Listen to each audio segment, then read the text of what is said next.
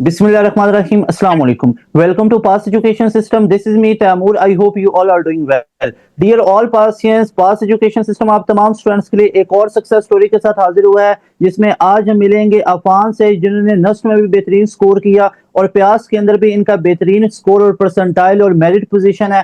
तो जानते हैं कि how it went possible for Afan, ताकि आप जो जूनियर्स हैं या जो स्टूडेंट्स स्प्रिंग में एडमिशन लेना चाहते हैं, 2027 स्प्रिंग की बात कर रहा हूं, या फॉल 2027 या 2028 में वो एडमिशन लेना चाहेंगे, तो आप बच्चों के लिए क्या क्या इसमें से एडवाइसेस और सजेशंस हो सकती हैं दैट यू शुड फॉलो, और आप भी अफान की तरह अच्छा स्कोर नस्ट में कर सकते हो, प्यास में कर सकते हो। याद रहे, ये जो भी सक्सेस स्टोरीज आप बच्चों के लिए होती हैं, ये बहुत इंपॉर्टेंट होती हैं कि ये टॉपर स्ट्रेटजीज होती हैं, जिसको बोला जाता है कि एक बच्चे ने अपनी पूरी रूटीन को ऐसे रखा कि उसके एक स्कोर बेहतरीन आ गया, तो एक सक्सेसफुल स्टूडेंट है। तो आप ऐसे स्टूडेंट की लाइफ से सीखा करें, and you should be thankful to these students, जो स्टूडेंट अपने टाइम में से अपना टाइम निकाल के आप बच्चों को गाइड कर रहे होते हैं। Very well done. अस्सलाम वालेकुम अफान, क्या हाल है आपके? आप खैरियत से? वालेकुम अस्सलाम सर, अल्हम्दुलिल्लाह मैं ठीक। Very good. अच्छा अफान, अपना एक शॉर्ट सा इंट्रोडक्शन दीजिएगा, जिसमें अपना नेम, फादर नेम, सिटी और फिर अपना ये स्कोर तो बताइएगा और अपना टेस्ट का कॉम्बिनेशन बताइएगा। Sir my name is Affan Akbar and I am from Rawalpindi. और एनईटी के अंदर मेरा 153 का स्कोर है। इसके अलावा प्यास में 94 परसेंटाइल, और जीआईके और फास्ट से भी मुझे सीएस के अंदर फर्स्ट मेरिट लिस्ट में ऑफर लेटर रिसीव हो चुका है। तो सर अगर मैं अपनी very routine good, very good, बिल्कुल ठीक है। जी अच्छा जी सर। अफान, माशाल्लाह you secured admission in FAST as well in Ghulam Ishaq Khan institute, और साथ में नस्ल में भी आपका बहुत अच्छा स्कोर है, और साथ में प्यास में भी 94 का है। यस प्यास में सर। किस फील्ड में आपको ऑफर लेटर आ चुका है? सर सीएस में, सीआईएस। सीएस में। वेरी वेल डन, माशाल्लाह। मैनी मैनी जी congratulations to you and your family. Allah आपको आगे भी ऐसे ही कामयाबियां दे। याद रहे कि एक जो स्टूडेंट होता है ना, जो अपने स्टार्ट कर रहा होता है प्रिपरेशंस को, तो दो तीन तरह के स्टूडेंट्स होते हैं। एक वो स्टूडेंट होता है जो बहुत ही ज्यादा नैरो माइंडेड इस चीज को लेके होता है कि मैंने जाना तो इसी यूनिवर्सिटी में जाना है, अदर देन नस्ट और अदर देन फास्ट वो सोचता नहीं है। और एक अफान जैसे स्टूडेंट होते हैं, कई हजारों की तादाद में ऐसे स्टूडेंट हो सकते हैं कि हालांकि टेस्ट बहुत से स्टूडेंट देते हैं, लेकिन कामयाबी ऐसे बहुत चंद स्टूडेंट को मिल पाती है जो बहुत एक डिसिप्लिन्ड और स्केजुअल वे में पढ़ते हैं और रेलिवेंट पढ़ते हैं। तो आपका फास्ट में भी हो चुका है एडमिशन, प्यास में भी, नर्स में भी आपका बहुत अच्छा स्कोर है, और साथ में गुलाम इसाक खान में भी। सो मुझे ये बताएं, how it went possible for you, like आपने ऐसा क्या किया, क्या ऐसी जादुई चीजें आपके पास हैं कि जो आपकी रूटीन है और आपने फॉलो किया और चार चार टेस्ट को क्लियर कर लिया? लाइक नॉर्मली अगर मैं बात करूं तो एक एवरेज स्टूडेंट तो एक टेस्ट भी नहीं क्लियर हो पाता है। So how it went possible for you? Sir, मुझे लगता है सबसे ज़्यादा जो चीज़ मैटर करती है इसके अंदर वो ये है कि आप कंसिस्टेंट रहें थ्रू आउट द ईयर। जो सेकंड ईयर होते हैं, अगर मैं एफएससी वाले बच्चों की बात करूं तो उसके अंदर उनको फोकस करना चाहिए कि वो पूरा जो सेकंड ईयर का साल है उसके अंदर वो ज़्यादा फोकस अपना एंट्री टेस्ट के ऊपर रखें। और नस्ट आपको 4 राउंड्स देता है, तो आपको चाहिए कि आप थोड़ा थोड़ा प्रिपेयर करके जाते रहें। अगर आपकी प्रिपरेशन नहीं है, जिस तरह मेरी भी फाइनल प्रिपरेशन एनईटी 4 में ही थी, उससे पहले मेरी ज्यादा प्रिपरेशन नहीं थी, लेकिन मैंने कोई भी राउंड स्किप नहीं किया नस्ट का, क्योंकि वो आपको एक्सपीरियंस देता है। आप जितनी दफा भी वहां जाते हैं, तो आप जब अपनी फुल तैयारी के साथ वहां जाएंगे ना, तो आपको कोई ना कोई एंजाइटी जरूर होगी, क्योंकि आपका प्रेशर होता है कि आपको अच्छा परफॉर्म करना है। तो इसलिए बेहतर है कि आप सारे राउंड दें और through out the year consistently पढ़ें, तभी आपका वो एप्टीट्यूड रीच होता है कि आप सारे एंट्री टेस्ट क्रैक कर सकें।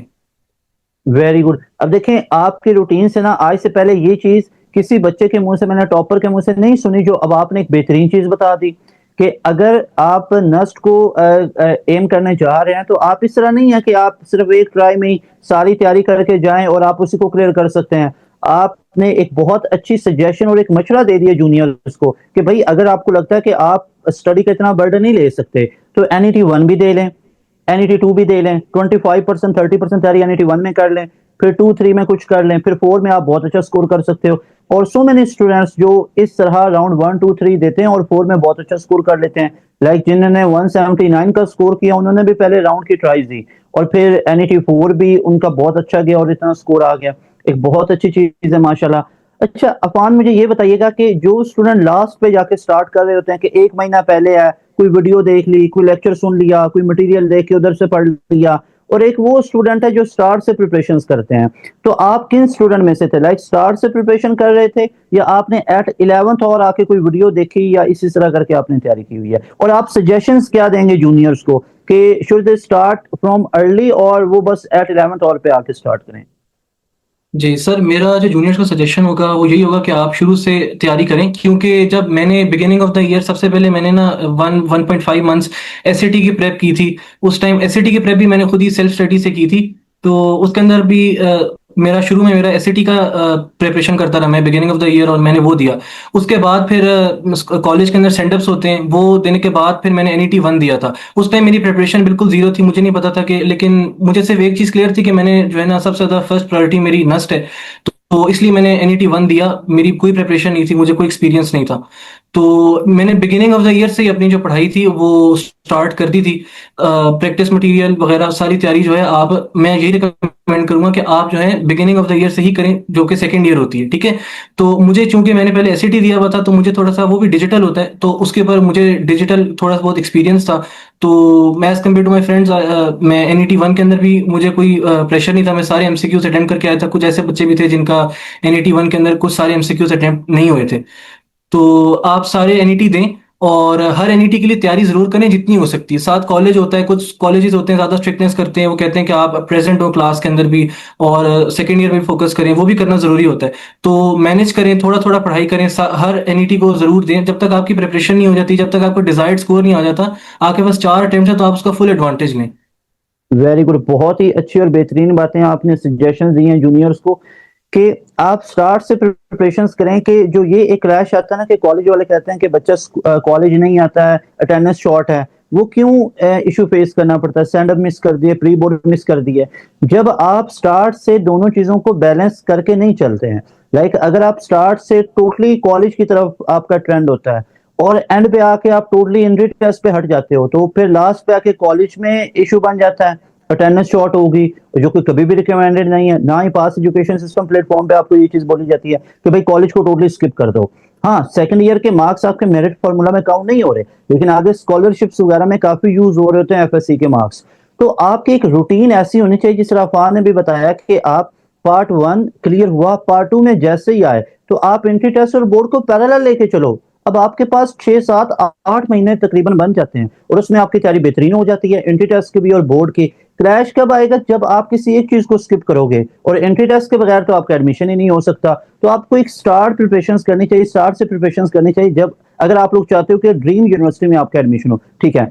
अच्छा अफान, मुझे दूसरी ये चीज बताइएगा कि आपका नस्ट में क्या कॉम्बिनेशन था सब्जेक्ट्स का? लाइक आपके कौन कौन से सब्जेक्ट्स हैं, और आप क्या सजेस्ट करते हैं बच्चों को जो जूनियर्स होंगे कि वो किस टाइम पे कौन सा सब्जेक्ट पढ़ें? लाइक आप अगर अपनी एक रूटीन को इलाबरेट कर दें कि सुबह से शाम तक आप कैसे पढ़ते थे, आप किस सब्जेक्ट को किस टाइम पे और कितना पढ़ते थे, और ओवरऑल एक बच्चे को कितना पढ़ना चाहिए, और कौन सा सब्जेक्ट ट्रिकी होता है, कुछ एडवाइसेस हैं तो वो दे दें जो जूनियर्स हैं उनके लिए। सर, तो एनईटी 3 से पहले मैंने मैथ्स प्रिपेयर किया था, और मेरी जो रूटीन थी वो एनईटी 4 से पहले भी ये थी कि मैं सुबह 7 8 बजे तक पढ़ता था, और उसके बाद मैं सोता था, और फिर मैं 2 3 बजे तक, मतलब 6 घंटे से 8 घंटे मेरी नींद मत होती थी। मतलब मैं इस तरह करता था कि मैं अपनी मेरी वालदा ने मेरे इसमें बहुत साथ दिया। तो मैं उनको बता देता था कि मैं आज 7 बजे सो रहा हूँ व्हाट्सएप पे, और मुझे आप इतने आवर्स के बाद उठा दें, इतने बजे उठा दें, तो मुझे उस टाइम उठा देती थी। और उसके बाद फिर मैं दिन के टाइम पढ़ता था, और फिर रात भर इस तरह पढ़ता था। तो रूटीन मेरी इस तरह थी कि नॉर्मली आप एक्सपेक्ट करते हैं कि शायद आप 4 बजे उठेंगे और आपको उस तरह उस टाइम सपोर्ट के पढ़ना है। अगर आप रात को पढ़ना बेहतर समझते हैं, क्योंकि मुझे वो बेहतर लगता था, तो मैं रात को पढ़ता था। तो रूटीन की जहाँ तक बात है वो ये, एनईटी 3 से पहले जो है मैंने मैथ्स प्रिपेयर की थी, और उस टाइम मेरी फिजिक्स की और इंग्लिश की इतनी प्रिपरेशन नहीं थी। तो उसके अंदर मेरे मैथ्स के अंदर 80 थे, मगर बाकी सब्जेक्ट्स के अंदर इतने अच्छे मार्क्स नहीं थे। तो फिर एनईटी 4 से पहले मैंने जो है इसी रूटीन को यूज करते हुए फिजिक्स भी की, इंग्लिश भी की, और मैथमेटिक्स भी, तीनों सब्जेक्ट्स को प्रिपेयर किया, ताकि मैं मैक्सिमम स्कोर कर सकूं। वेरी गुड, वेरी गुड, शाबाश। अब ये देखें कितनी बेहतरीन चीज है कि अगर आपकी कंपेटिबिलिटी रात की स्टडी के साथ है तो आप you can go for that. और फिर अगर आप कॉलेज से जब फ्री हो चुके हुए हैं तो आपको कॉलेज नहीं जाना है, जो गैप ईयर के स्टूडेंट होते हैं वो इस चीज को अप्लाई कर सकते हैं। लेकिन अगर आपको लगता है कि मतलब आपसे रात को नहीं पढ़ा जाता तो सुबह की रूटीन को आप फॉलो कर सकते हैं। अच्छा, आपका जो सब्जेक्ट कॉम्बिनेशन था वो प्री इंजीनियरिंग कंप्यूटिंग का जो टेस्ट होता है वो नस्ट में दिया। अच्छा, मेरा क्वेश्चन आपका नस्ट के साथ साथ, नस्ट में तो आपने ये कामयाबी समेटी माशाल्लाह, अब प्यास का जो टेस्ट था वो डिफिकल्ट टेस्ट है। अब उसमें आपको टाइम बहुत मिल रहा है, 3 घंटे हैं 100 MCQs को करने के लिए, लेकिन उसका जो डिफिकल्टी लेवल है वो भाई नस्ट से ज्यादा है। उसका जो फिजिक्स का पोर्शन है ना वो नस्ट से भी ज्यादा डिफिकल्ट है। तो प्यास के अंदर इतना अच्छा परसेंटाइल कैसे लेके आए? लाइक प्यास में कुछ क्या ऐसी एडिशनल चीजें आपको करना पड़ी या उसी तैयारी में ही आपका प्यास का टेस्ट भी हो गया था? सर प्याज का जो टेस्ट होता है ना वो पेपर बेस्ड होता है, तो उसके अंदर जब आपने एक एमसीक्यू फिल कर दिया है तो वो नस्ट की तरह नहीं कि आप दोबारा से उसको चेंज कर सकें, अनलिमिटेड टाइम्स चेंज कर सकें। जब आप हॉल में जाते हैं तो नस्ट के हॉल में वो आपको बताते हैं कि आप कोई भी एमसीक्यू अगर लगा रहे हैं वो आप अनलिमिटेड टाइम्स के ऑप्शन को चेंज कर सकते हैं with in the time given. तो प्याज के अंदर पेपर बेस्ड टेस्ट होता है तो आपको उसके लिए केयरफुल होना पड़ता है। और दूसरी चीज ये कि प्याज के अंदर एक चीज ज्यादातर बच्चों को पता नहीं होती कि प्याज के अंदर कैलकुलेटर गिवन होता है, तो उसके अंदर कुछ कैलकुलेशंस इस तरह की भी होती हैं जो कि आपको लगता है कि यार ये कैलकुलेशंस अगर कैलकुलेटर होता तो मुझे हो जाती है। अगर आपको आदत पड़ी हो कि आप फास्ट को या नस्ट की तैयारी कर रहे हैं, उसमें कैलकुलेटर नहीं होता, तो आप साइंटिफिक कैलकुलेटर होता है जो कि आसानी क्रिएट करता है। लेकिन आपको अगर फिजिक्स की बात करें तो फिजिक्स के अंदर आपको कॉन्सेप्ट्स आपके बहुत डीप होने चाहिए प्यास के लिए। और मैं आईसीएस का स्टूडेंट हूँ तो मेरा साथ कंप्यूटर भी था, तो आपको कंप्यूटर की भी प्रिपरेशन करनी चाहिए प्यास के लिए। ऑल्दो मैंने कंप्यूटर को ज़्यादा फोकस नहीं किया था, मेरा मैथ्स पे और फिजिक्स पे ज़्यादा फोकस था, इंग्लिश पे ज़्यादा फोकस था। तो कंप्यूटर का भी जो कोर्स होता है उसके अंदर ज़्यादा सी आती है, प्रोग्रामिंग आती है, और थोड़ा बहुत थ्योरेटिकल होता है जिसके अंदर नेटवर्क्स और टोपोलॉजीज होती हैं। अगर किसी कंप्यूटर का स्टूडेंट मुझे सुन रहे हैं तो वो समझ सकते हैं कि वो उधर से आता है सारा उसमें। जी, वेरी गुड। अच्छा, इसी तरह आप मुझे नस्ट के बारे में बता दें कि नस्ट में भी वी ऑल नो कि हर बच्चे का पेपर दूसरे से अलग है। नस्ट में कौन से टॉपिक्स जो आपके पेपर में आए हुए थे? मैथ की अगर मैं बात करूँ या फिजिक्स की तो? सर नस्ट के अंदर जो मेरी अटेम्प्ट करने की स्ट्रैटेजी थी वो ये थी कि मैं सबसे पहले जो है इंग्लिश करता था।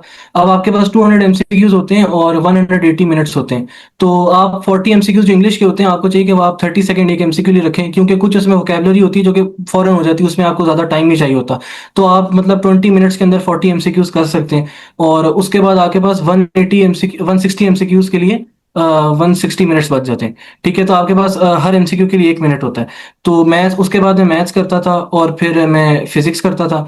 तो इस तरीके से जो है ना आपकी वो हो जाती है। और जहाँ तक बात है कि मेरे एनईटी में क्या क्या आया था, तो एनईटी के अंदर जो होता है ना, मतलब एक चैप्टर से ज़्यादा नहीं आता सर आप लोगों की गाइडेंस से हमें ये पता चला था। और अब जिस तरह के मैथ्स के अंदर मेरा फंक्शंस एंड लिमिट से काफ़ी पेपर आता रहा है, कॉनिक्स से भी आया, डेरिवेटिव्स, इंटीग्रेशन, प्रोबेबिलिटी, ये सब टॉपिक्स जो मैथ्स के अंदर बताए जाते हैं आए हुए थे। और इसके अलावा जो इलेक्ट्रिसिटी वाले चैप्टर्स हैं फिजिक्स के अंदर, इलेक्ट्रोमैग्नेटिज्म, इलेक्ट्रोस्टैटिक्स वगैरह जो है, ये और आई थिंक 6 चैप्टर्स हैं। तो ये सारे चैप्टर्स से इक्वली डिवाइडेड आया हुआ था, और बाकी भी चैप्टर्स जो फिजिक्स के अंदर हैं, मतलब सब चैप्टर्स से ही आते हैं नेक्स्ट के अंदर। Very good, very good. Allah आपको आगे भी ऐसे ही कामयाबी दे। बहुत ही डिसिप्लिन्ड जो स्टूडेंट्स होते हैं ना, वो आपको देखने को मिलते हैं जो इस लेवल का स्कोर लेके आते हैं।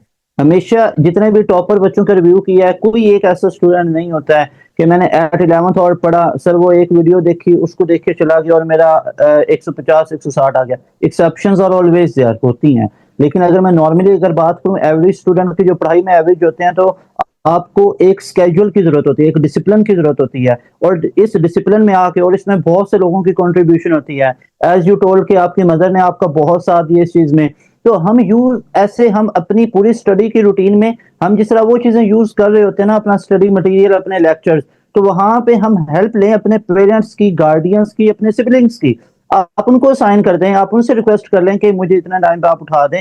तो ये एक बहुत एक हेल्दी सा इन्वायरमेंट बन जाता है बच्चे की स्टडी पे। और फिर जो घर वाले उनके साथ दुआएं भी और शामिल हो जाती हैं, और फिर इस तरह आपकी जो रूटीन है उसमें मजीद बेहतरी आ जाती है। That's so nice of you and your family, माशाल्लाह। अल्लाह आपको ऐसे ही आगे भी कामयाबी दे। लास्ट पे मुझे ये बताइएगा कि कौन से स्टडी मटेरियल आपने यूज किया या लेक्चर्स कौन से सुने, और आपको किन चीजों ने ज्यादा बेनिफिट दिया to score 153 in NUST and to score 94 percentile in PIEAS as well in FAST and Ghulam Ishaq Khan?